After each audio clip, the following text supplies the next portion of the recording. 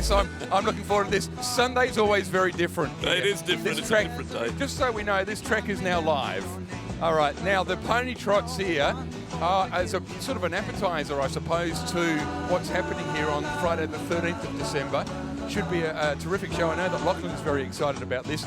We are going to be chatting to some of these guys, find out their ages and some of the information about their ponies here. Lachlan, you'll be able to tell us a bit about that, though. Yes, in the first race here we have 7 runners. These are the Shetland ponies, so we have a lot of our younger drivers out here. I know Little Nipper, driven by Ollie Stour-Smith. He's very young, he's only about 6 or 7 years of age. Wow. Along with Magazine Sill, who is likewise only about 6 or 7 years of age. So a lot of these drivers are very young and trying to bridge a way into the harness racing industry here in South Australia. This is their road to the main industry with harness racing, and this is what they do. They basically prepare these ponies, they train them at home, and they all do a fantastic job. Now, I wonder whether or not they're just going to ride past me, Lachlan, here. Let's just have a look at them as they go onto the track and just prepare themselves.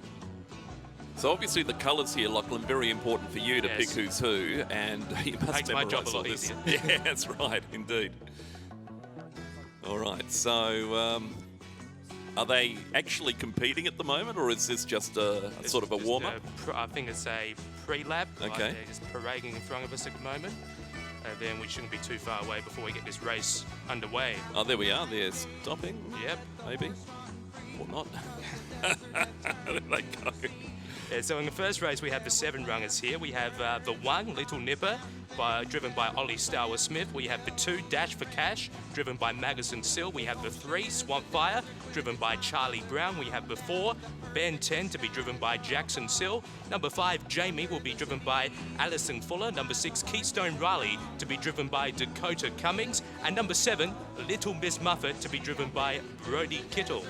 Beautiful. So there they are in front of the Secretary's office, and I think we'll get them back to this end once they come back here, and they can have their start maybe by those yellow cones, Paul Richards, that are just set up slightly to the south of you. We have a number of races, Lachlan, this afternoon, at least 2 more to come after this. Yes. So we'll have the third race will be a combination of the ponies competing in races 1 and 2.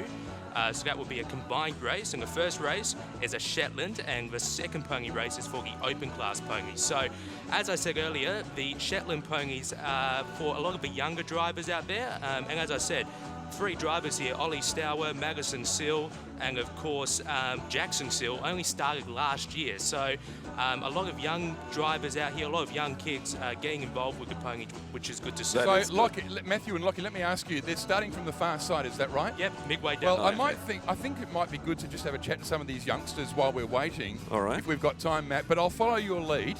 But if we do have time, I will definitely grab a couple of the kids and find out why they're doing this, what's made them do this. Now, Lachlan, obviously with these runners, and this used to be the home of trotting going back many years pre-Globe Derby, so it must warm the cockles of your heart to see them here. Exactly. It's always a good sign as they're about to race here. In fact, they are racing. So off the front marker there, we have Little Nipper, who will go to the early lead here by about 10 metres in the early stages. On Dash for Cash racing second. A further 12 metres away then to Swampfire in third. Then in turn, we have Ben 10. Making ground around the outside is Jamie. Back behind those, a further 6 metres away to Keystone Riley, and a major gap at the tail end of the field to Little Miss Muffet. So they're up to the turn here in the first race, and it's Little Nipper by 6 metres. On Dash for Cash racing second. About a 16-metre gap away in third to Swampfire. Making ground around the outside, Jamie. A further 6 metres away then to Keystone Riley. Then in turn, Ben 10, and at the tail end of the field, Little Miss Muffet. Halfway down the running, it's a 2-pony race here. Little Nipper by 5 metres, looming up on the outside. Dash for Cash. Little Nipper has a kick. Dash for Cash is trying hard, but Little Nipper holds on to beat Dash for Cash. Third will be close, either Jamie or Keystone Riley on the line. Back behind those, we have Swampfire. Then in turn, Little Miss Muffet. And at the tail end of the field was Ben 10. So there we go. They get to do a half lap, and it must be what the youth, the ages of the competitors, the ponies themselves, obviously too. Well, when they do their normal races out at Globe Derby Park, they usually only run them over about 450 metres for the Shetland ponies, of course. Yep. The open class ponies, which we are about to see, will compete over the same distance, but when they race at Globe Derby Park, they usually race over about 700 metres. Right. So the pony races are usually conducted in between the main harness races at Globe Derby as well. So it's kind of like in between race entertainment, and I think it's a great league up because we get to see the junior drivers and then the main drivers and in the main races compete afterwards. Fantastic. Now, Paul Richards, you know exactly how big this track is. I always forget. 550 metres long. There we are. It is, absolutely. And a strange shape to it too. If you look at it on Google Earth, you'll notice it's not quite an oval. It's quite strange. I'm liking number 3 here, Lachlan. Number 3 is a beautiful little pony here, and I'm seeing if I can catch. Hopefully we can get that on the box cam. Here's number 3 coming in now. She's just had a bit of a race. Who was number 3? Swamp Fire with Charlie Brown. Swamp Fire. Hello. Hello, hello. What was that like for you? Are we on the camera there, or are we just outside, aren't we? Yeah, you are just outside. We're just outside. Okay. Well, look, we don't have to watch this on the camera. We'll just talk to you. Tell me, your pony's not very big. You're taller than your pony. What's it like being out there? Good. Do you? Okay. What sort of things do you say to your pony out there? Do you talk to him? Yeah, sort of. Is it okay? Well, I'm glad you had a good time. There you go. There you go. And that's what it's like, Matthew. Yeah, it's good. About to get set here for race number 2. These are the open class ponies. The flag is up and we're set to race. Flag goes down and we are away and racing. Off the front was Ruby Gemster, who will leak out early by about 12 metres. On Rouge Diablo racing second. Then in turn, a further 12 metres away to Hawkeye in third. Back behind those we had Tui. They're in number order as they head off the back. Then we go back to Little Red Devil, and making ground around the outside from the tail end of the field is White Noise. Up to the turn, Ruby Gemster has a nice lead here. Is leading out by about 18 metres. On Rouge Diablo racing second. Then in turn, Hawkeye. Making ground from the tail end of the field is White Noise. Back behind those Tui, and at the tail is Little Red Devil. In the straight, it's all Ruby Gemster here. Ruby Gemster is clear by about 22 metres. Rouge Diablo racing second. Down the outside, Hawkeye. Then in turn, White Noise has made a lot of ground from the back mark, but Ruby Gemster gets up. Second, there will be a tussle here. We have Rouge Diablo on the inside, who will hold down second placing from White Noise. Back behind those, Hawkeye, and just crossing the line now, Little Red Devil and Tui at the tail end of the field. How old are these competitors, Lockie? A lot of them are in their early teens here. Well, Shani Newman, she's about 16, 17 years of age. So really the Pony Trots age-wise, you start off when you're about 6 years of age, and then you usually stop when you're 16, 17 years of Lockie, age. does it run in families? Because here with me I've got the Seals. I've got Madison Seal and Jackson Seal. Jackson's wearing Kookaburra cricket pants. How are you, champion? Good. Good, mate. How old are you? 7. 7, and Mum's got the reins here. And what about you, Madison? How old are you, Duh? 10. Who's the fastest, you or Jackson? I don't know. You don't know? I bet Mum and Dad might have an opinion on that. These 2 ponies here, Mum, these are they hard to keep? No, not really. Actually, don't need a lot. Don't cost too much.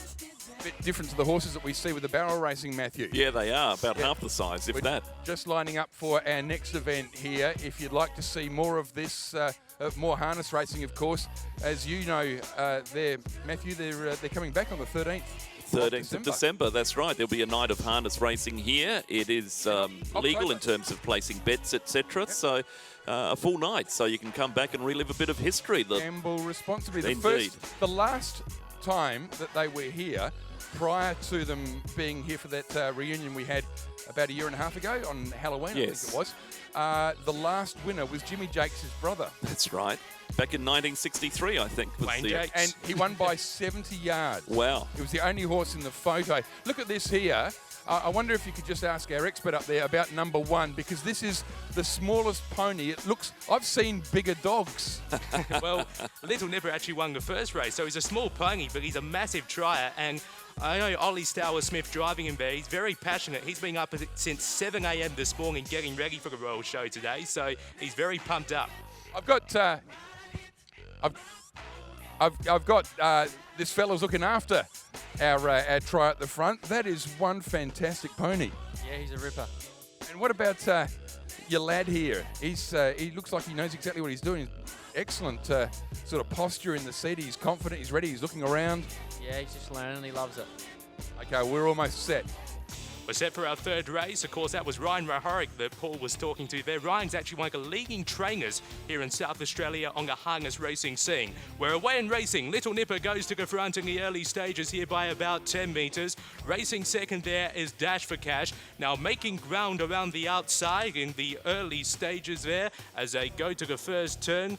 Looks to be Brogy Kiddle there on the 7 horse, which is Little Miss Muffet. Also making ground Keystone Riley. Back along the inside is Ben 10. Then we go back to Swamp Fire, and towards the tail is Jamie up to the turn. Little Nipper here by 5 metres on Little Miss Muffet racing second. Making ground off the track is Keystone Riley. Back along the inside, Dash for Cash. Then we go back to Ben 10. They're followed up by Jamie, and a major gap to Swamp Fire at the tail end of the field. They fang across the track, and Little Miss Muffet goes to the lead in the centre. Looming up on the outside, Keystone Riley back behind those Little Nipper. It's Little Miss Muffet leading from Keystone Riley, who broke into a gallop momentarily there. Little Miss Muffet is holding on. They drive to the line. It's a tight go, either Little Miss Muffet or Keystone Riley. Third will be Jamie in front of Dash for Cash. Back behind those we have Ben 10, Little Nipper, and towards the tail, Swamp Fire. Nice call. Nice call. Well played. Tight photo there, though. Tight photo. Very tight on the line. Little Miss Muffet, a back marker, and Keystone Riley, who was also the other back marker. So they've had a massive effort to run first and second there. I don't think we have a photo finish here today, but we will on December 13th when the Trots return. Of course. Let me ask you: is there? I asked one of the little kids what they say to their pony. What sort of stuff do they say? They're just making noises to them. I know it's very noisy when you're riding. Yeah, when you're driving. They kind of make noises to urge them on in a way, to try and make them go a little bit faster. I know a lot of the drivers on the harness racing scene do that. So I don't think they even use words. Maybe they might use their stable name, say "come on" or something like that. But I don't think they use actual words. One of the things, and to myself and Matthew, this sounds like a strange experience to have. But when you're driving and you've got, like in full-blown harness racing, your adult racing, you can hear the breath, you can feel the breath almost of the horse right behind you. It's right on your neck. Yeah, it's a very intense feeling out there when you're driving, that's for sure. I wouldn't want to be doing it, that's why I'm up here in the commentary box. So we're almost set here for our final event. Off the front here we have Ruby Gemster and Rouge Diablo. And then off the further handicap we have Hawkeye and Tui. And off the back we have Little Red Devil and White Noise. We're away and racing. Now off the front, going to the lead is Ruby Gemster by 5 metres on Rouge Diablo racing second. A further 10 metres away then to Hawkeye on the inside in third. Racing one off there is Tui. A further 5 metres away then to White Noise, who's peeling around 3 wide in the early stages, and back at the tail end of the field is Little Red Devil. Midway between turns down the back straight, and leading the way here is Ruby Gemster by 8 metres on Rouge Diablo racing second. Making ground around the outside, White Noise. Back behind those, Hawkeye. In between horses there is Tui, and also making ground for the back mark is Little Red Devil. They head off the back, and it's Ruby Gemster here by 8 metres on Rouge Diablo, who moves back to third. Moving into second placing and making ground quickly is White Noise. Back behind those, Little Red Devil. Then in turn, Hawkeye, and Tui's at the tail end of the field. Top of the front straight, Ruby Gemster goes for home, is clear by about 6 metres, but making ground quickly, White Noise is looming up on the outside. Moving into third placing, Little Red Devil. Then in turn, Rouge Diablo. White Noise now looms up to Ruby Gemster. White Noise goes to the front, making ground late, Little Red Devil, but White Noise in the centre will hold on to beat Ruby Gemster. Third will be Little Red Devil, then in turn, Rouge Diablo, Hawkeye, and back towards the tail, Tui. We had a photo finish that time, thanks to the iPhone in the booth. And but the 6 has held on. White Noise. What a great run. Yeah, it was. Back marker. It's made up a lot of ground. That race was a little bit longer. That allowed the pony to make up a substantial amount of ground there. But it did the same in the opening race as well. It's a fast pony, that one, and can make up a lot of ground quickly. Indeed. Very impressive. And it looks a more solid horse too than Red Diablo. So there we are. Very good. Well, that was wonderful to watch from this angle, Matthew Pantelis. Yeah, really good from up here too, I must say. And I love the technology you're using now as well. That's right. It's the latest. Photo finish. You know, once upon a time that would have been world news. Doing absolutely. But no, we employ whatever devices we have at our fingertips. Let's give these kids and their ponies a big round of applause. A good crowd here today, starting to build now as these guys on a very big track, a 550-metre track, take them for a final trundle. And I reckon that was some great race calling up from the box too. Indeed, Lachlan Skate's doing that for the SA Harness Racing Pony Association. And Lachlan, we've mentioned it a few times, of course. People that have just wandered in, the chance to see harness racing live here later this year. I'm very excited. Jim Jakes, our main race call, will be there for that. We'll have the Pony Trots hopefully back for that as well. Harness Racing SA getting together and planning a big race meeting here.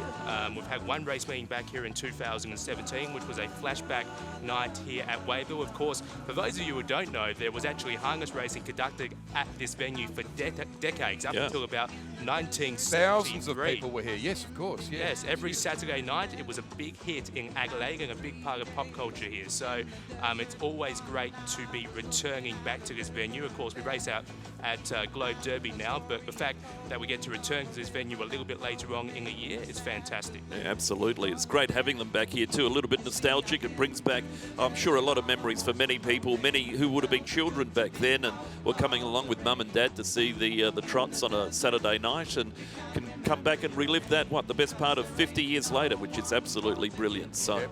Meanwhile, on the northern end, at the Ferris wheel end near the Secretary's office, you may have noticed a different type of horsepower, yes. Two-wheeled horsepower. We're in for something quite extraordinary. It's the fourth time we've done this now, the Ride Against Suicide. It's World Suicide Prevention Day on Tuesday. It's always right around the world on the 10th of September, and we'll be discussing that shortly. Please give them a round of applause here as our trotters head off, our drivers with their ponies. These are the more senior of the juniors here. And they'll head off.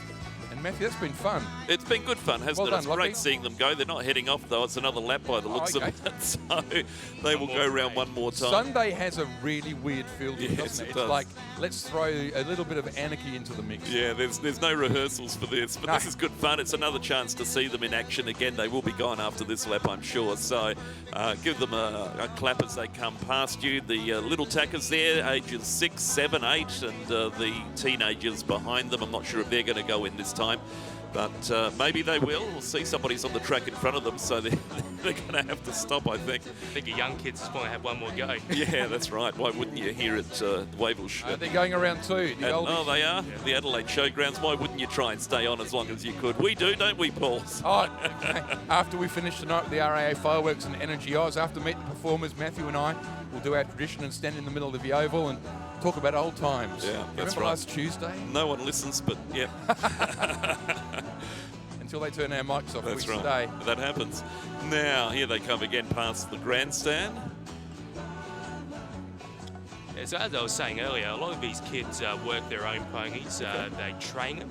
They're based at home with them. So it's an all-round yearly thing for these kids. They're all very dedicated. They all work very hard, and there's no prize money involved or anything. I only get a medal at the end of it, but they're all very enthusiastic about it, which is great to see, and they all do a fantastic job. Yeah, it is sensational, and what great training for future years. As you mentioned, exactly. The dad of one is one of our leading trainers. Yep. Obviously, it's going to run in the family for years to come. Let me ask.